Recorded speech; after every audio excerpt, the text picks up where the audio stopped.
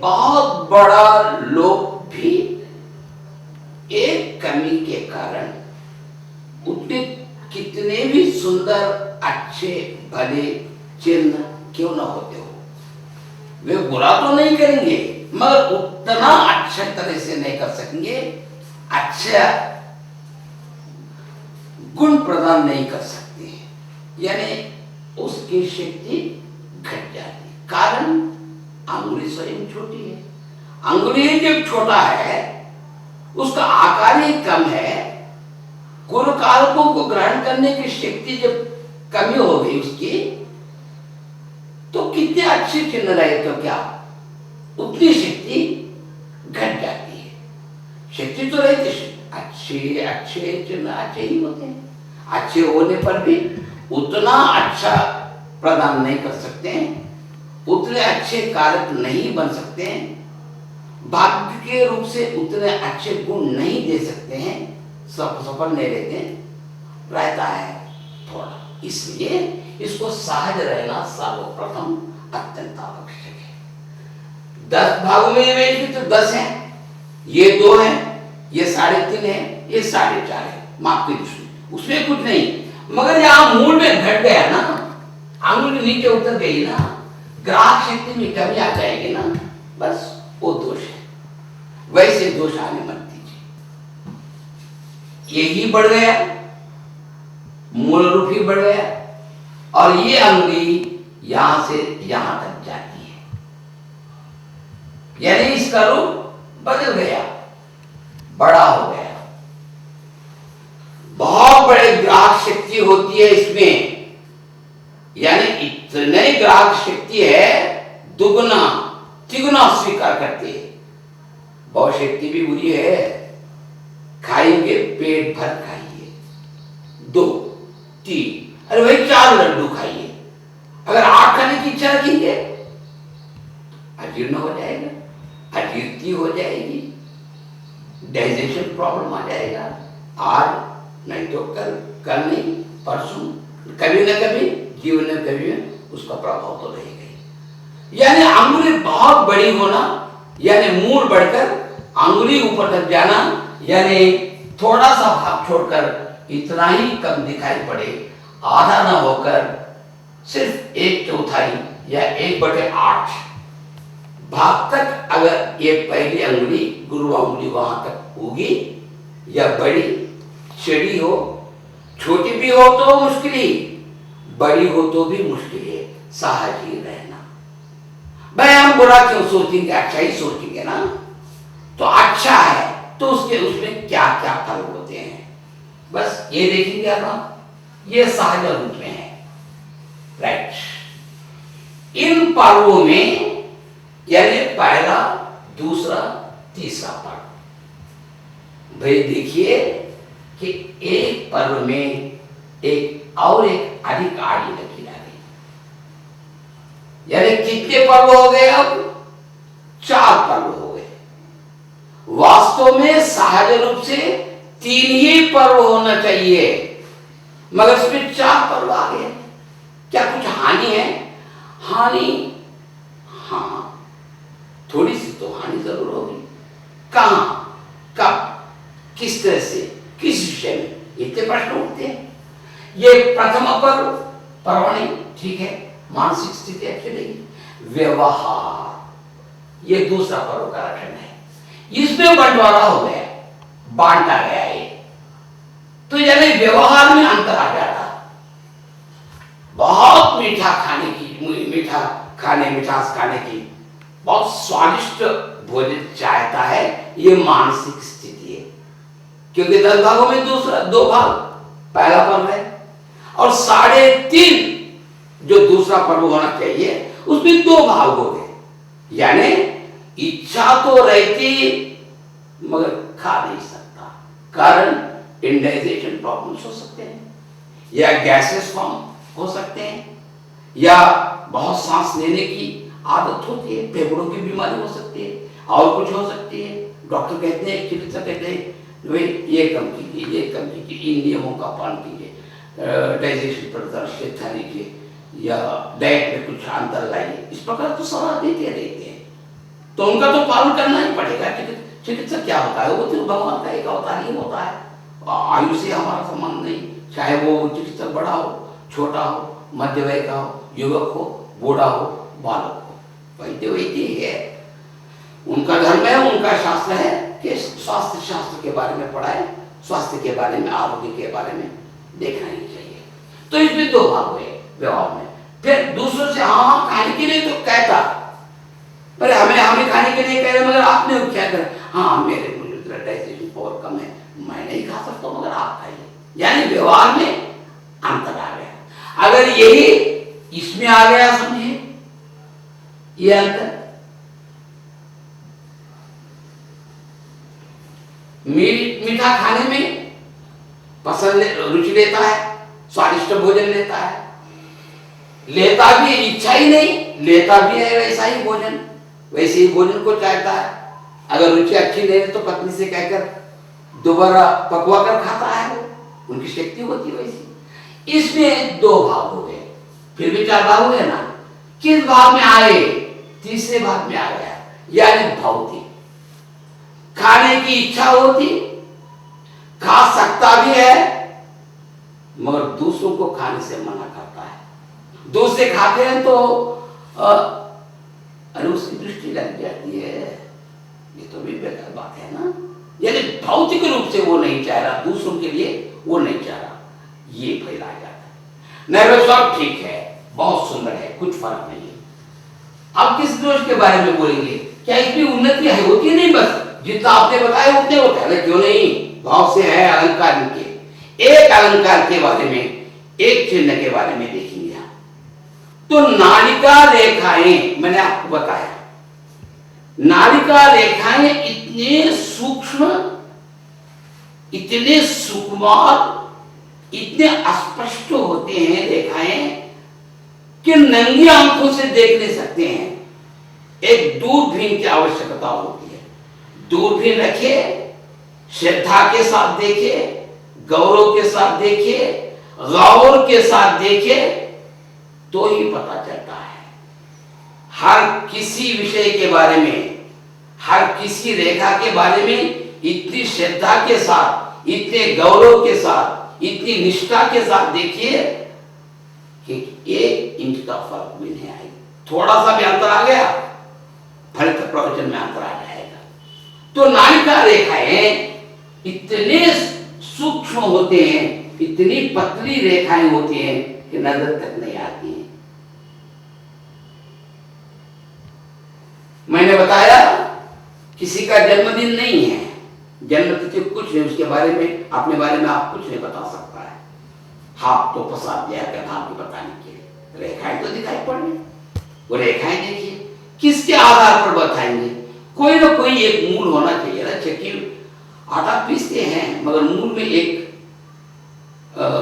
लोहे के एक साधन जैसा, कीड़ा जैसा होता है, उसको पकड़ कर रखता है। तो उसे तो चाहिए, उसको छोड़कर बताएंगे तो सब झूठ हो जाएगा, सब गलत हो जाएगा, दोष बन जाएंगे, हम दोष आरोपण करेंगे या दोष भाग्य प्रदर्शन करते रहेंगे हम। तो अगर किसी व्यक्ति के लिए जन्म तिथि नहीं है तो हर पर्वत के ऊपर दूरबीन से देखिएगा, जहां ऐसी रेखाएं होती हो, 3 या 4 रेखाएं उस ओर मुड़े और 3 या 4 रेखाएं इस ओर मुड़े नीचे की ओर, और 3-4 रेखाएं उधर की तरफ मुड़े, यहां एक छोटा सा स्थान बनता है। ये तो सर्वे सर्वत्र दिखाई पड़ते हैं। गुरु स्थान में गुरु के यहां दिखाई पड़े वैसे लक्षण गुरु जातक नहीं हो सकता। फिर यहां में लीजिए, यहां जरा और गौर से देखिए, श्रद्धा के साथ देखिए, भक्ति के साथ देखिए। हाँ, यहां पर ये नालिका रेखा है।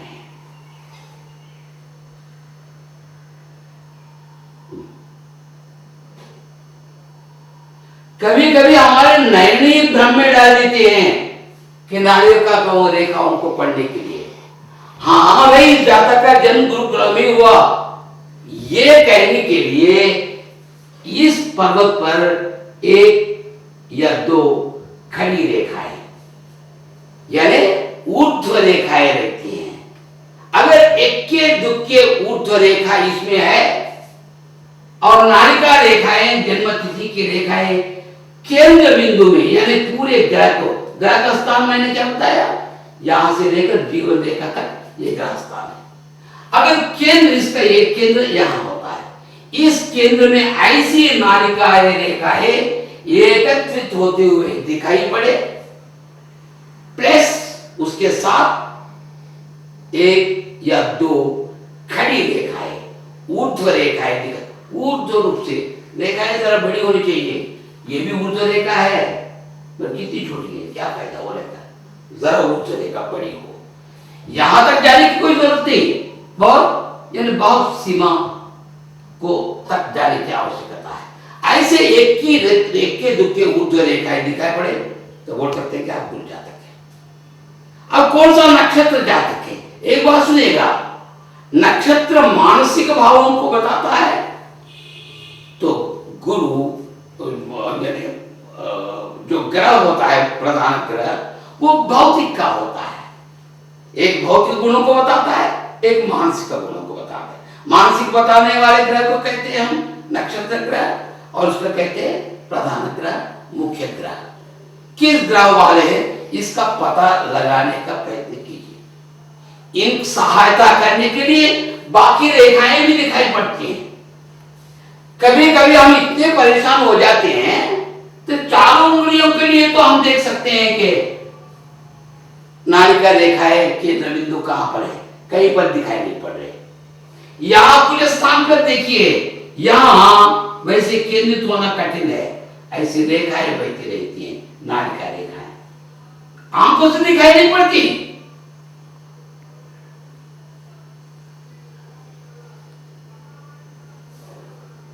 शीफ रेखाएं जिस प्रकार शीफ रेखाएं ऐसी होती है।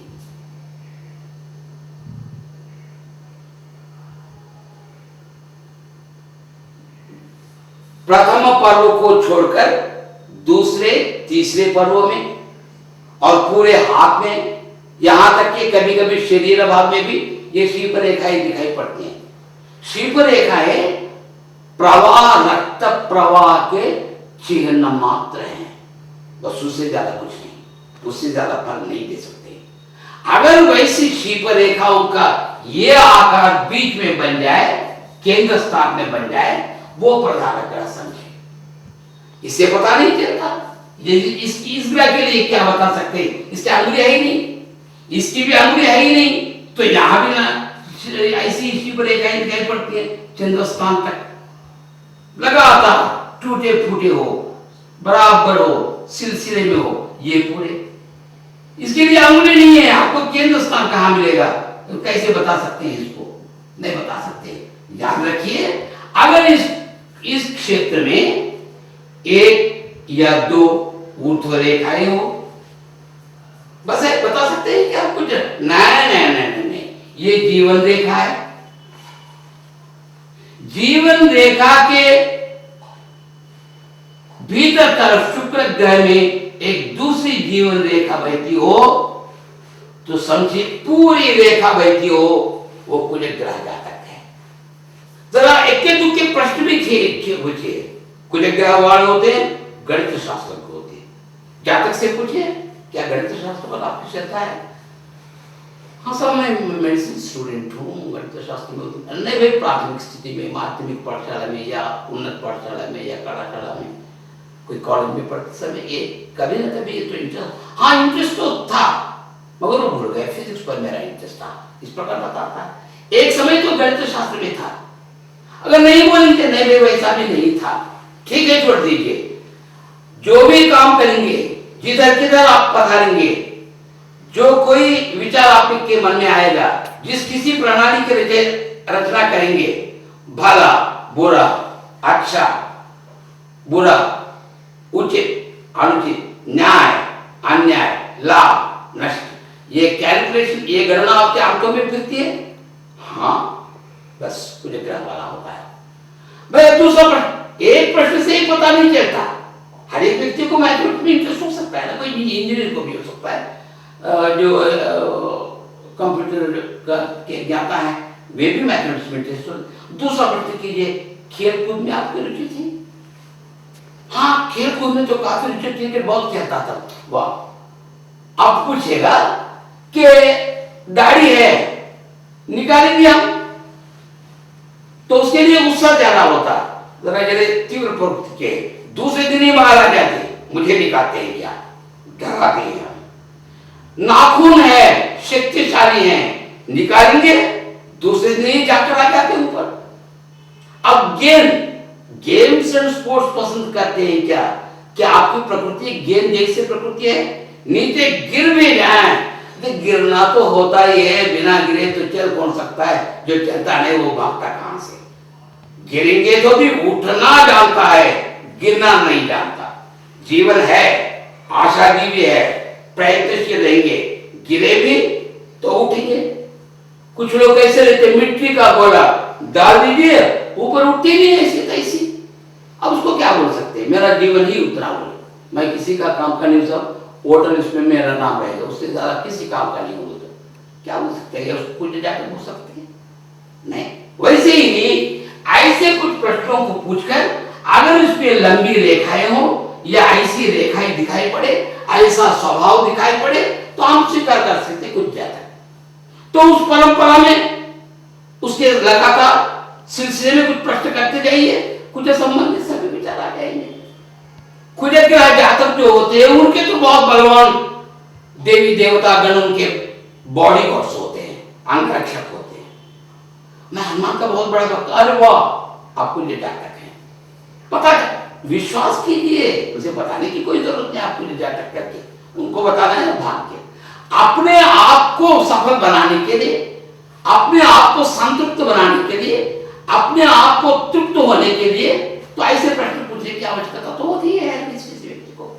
खैर उस बारे के उस समय हमको जरूर पढ़ेंगे। आप गुरु के बारे में पढ़ रहे, यहाँ अगर केंद्रित हो, एक के दुखे लकीर है, तो हम कह सकते हैं गुरु जाते, यानी ये अंगुली स्वस्थ रहना चाहिए, स्वस्थता में रहना चाहिए, सजीव भी रहना चाहिए। अब देखिए कि ये पहला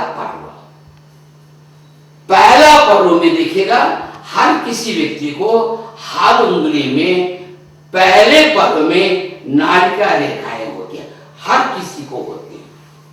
नाना प्रकार की नाड़िका रेखाएं नहीं, 3 प्रकार की नाड़िका रेखाएं होती हैं। पहला है चक्र, दूसरा है शंख और तीसरा है शिव। चक्र, शंख, शिव, ये तीनों प्रकार के चिन्ह होते हैं। इस चक्र कैसा रहता है? चक्र तो जाते ही गोल घूमने वाला वृत्ताकार में रहता है, घूमता रहता है, वो चक्र है। तो दो चक्र 2 प्रकार के होते हैं मित्रों। यहां से पहले पर्व की बात कर रहा हूं मैं, दूसरे पर्व के बारे में नहीं, ये मानसिक है। तो यहां ऊपर से लेकर घड़ियाल की तरह से क्लॉकवाइज दक्षिणावर्त सीधा दाएं हाथ की तरफ यूं घूमता है, यूं, राइट, कंप्लीट क्लॉकवाइज, कंप्लीट